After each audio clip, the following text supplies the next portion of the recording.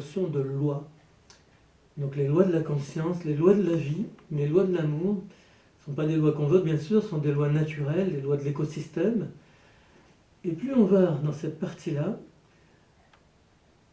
plus c'est ici qu'on va trouver une intuition des lois qui nous gouvernent de l'extérieur, bien qu'on soit à l'intérieur.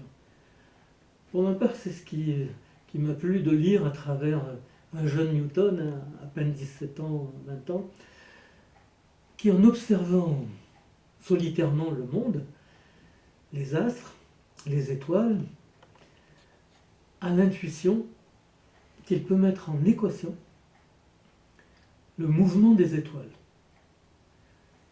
et qu'il peut prédire là, le mouvement des masses et comme ça arriver à une explication invraisemblable pour l'époque d'expliquer les marées par l'attraction de la Lune. Alors ça m'a toujours fasciné qu'avec notre petit mental subjectif, on puisse percevoir comme ça des lois universelles qui la gouvernent les astres, même au-delà de la Terre. Alors la spiritualité de son côté nous dit qu'effectivement à l'intérieur de nous, un peu comme ce véhicule qui a le GPS, guidage par satellite, qui donc fait appel à quelque chose de très loin, pour obtenir son chemin, sa route, c'est un bon parallèle. Ici se trouvent vibrations, ondes, intuitions, qui peuvent nous donner une intuition des lois qui gouvernent la vie, la conscience, les relations, l'amour, l'ego. L'ego a aussi ses lois. Et tout s'interpénètre. Et les lois les plus sublimantes, on pourrait dire, qui neutralisent toute difficulté, sont celles qui activent l'énergie d'amour. Alors tant qu'on pense être dans l'amour, notamment l'affectif, j'ai eu trop peur pour toi, regardez, à chaque fois que vous mêlez la peur avec l'amour, les gens qu'on aime, c'est qu'on est dans le faux amour. Plus on va développer cette partie, plus c'est de l'intérieur que l'amour va nous apprendre à mieux l'aimer. Alors on est un peu coincé dans la langue française sur le mot aimer. Si on prend l'enseignement qui vient d'un Mahatma Gandhi qui nous dit que l'idéal c'est d'aimer son agresseur, c'est pas facile. On se dit, comment je vais aimer la personne qui a tué mon père ou qui a mis ma mère en prison? Je peux pas le prendre dans mes bras, mais c'est le mot aimer qui nous enferme. Si des gens le formulaient différemment en français, qu'on disait diriger de l'amour. Je vais diriger de l'amour vers l'agresseur. Et si en plus, comme l'explique Gandhi, le but de diriger de l'amour, c'est pas un pardon stupide pour être gentil. C'est la compréhension que si l'autre a été agressif, c'est qu'il était éloigné de son centre d'amour. On est tous sur la même structure. Et donc si je lui envoie une énergie œil pour œil, dent pour dent, violente, eh bien je vais renforcer cette partie chez lui, donc je vais renforcer son agressivité. Alors qu'à l'inverse, l'intuition de Gandhi, qu'il expérimente dans sa vie, c'est si j'envoie une énergie qui part de là vers l'autre, eh bien je vais moi-même m'offrir un cadeau, je vais faire croître cette partie, parce que mon ego émotionnel, mon émotionnel, ils ne sont pas prêts à pardonner à l'agresseur ou à l'aimer. Mais si je choisis avec mon libre arbitre de venir là, eh bien cet effort, cette énergie que j'aurai déployée va développer cette partie-là. Donc du coup, ce sont des cadeaux de la vie ces moments-là. À chaque fois que quelqu'un blesse ou agresse notre ego, je peux transformer ces moments-là en moyen de développer cette partie-là. Fortement. Parce que c'est très difficile de s'opposer à l'autre partie de nous.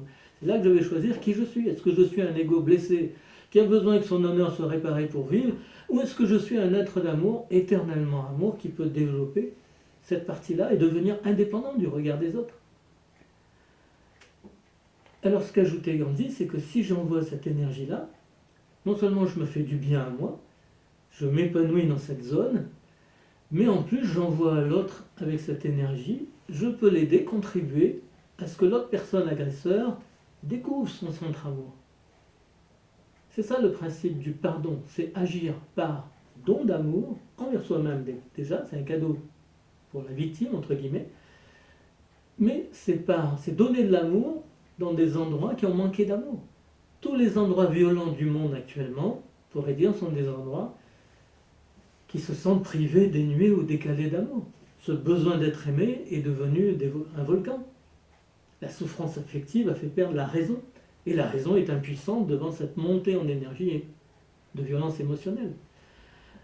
Donc du coup, le fondement de la non-violence chez Gandhi, c'était stopper le mouvement ventral égo de œil pour œil, dent pour dent, coup pour coup, 100%, en disant bah, l'humanité va mal finir, et d'oser cette intuition que si j'envoie cette énergie, je fais croître en moi cette partie jusqu'à ce que cette partie verte la domine. Son but, c'est qu'on développe cette source pour l'amener dans tout le reste.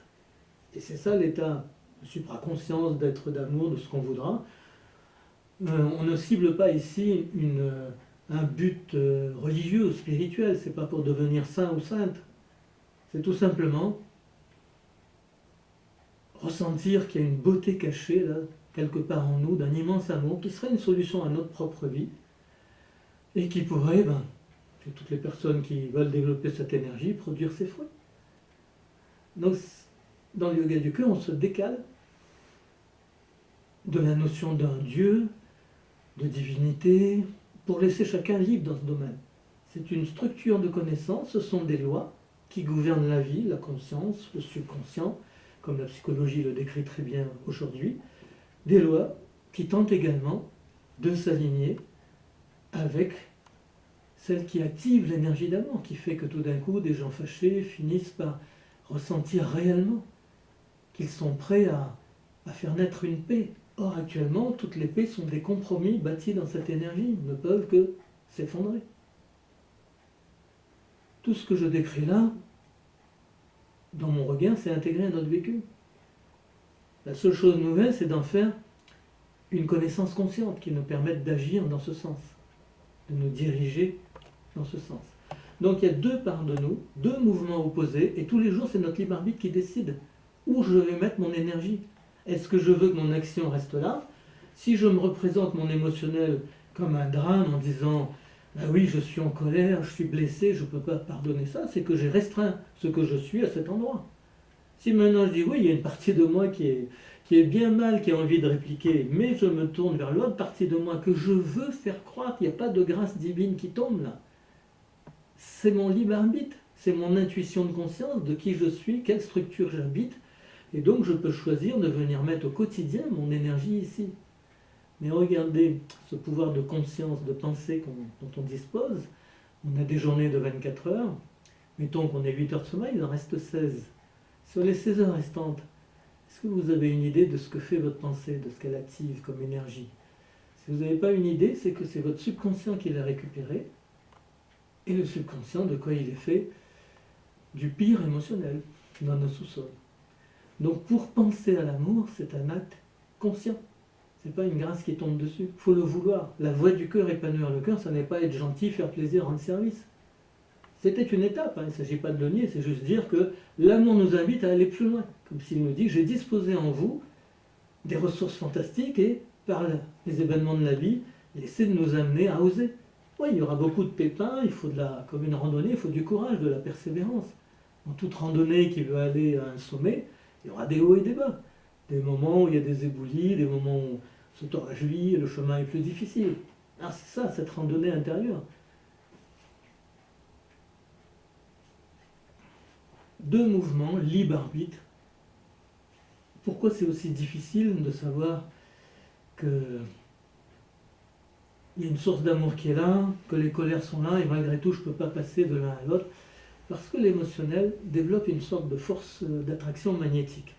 Plus il est implanté en nous, plus, même quand on vient là, il nous ramène, notre ego peut nous ramener vers sa préoccupation, vers le fait qu'il se sent offensé, sa question d'honneur. On peut être là dans des moments de grâce et ensuite l'émotionnel reprend sa force d'attraction, sa force d'inertie, on pourrait dire comme en physique. Et donc le chemin vers l'amour, un chemin patient de construction, il nous faut pétrir l'argile au quotidien de tous nos événements.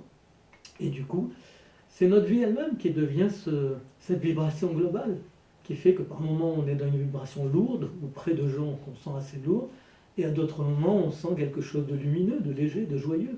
Ici c'est de la joie en permanence.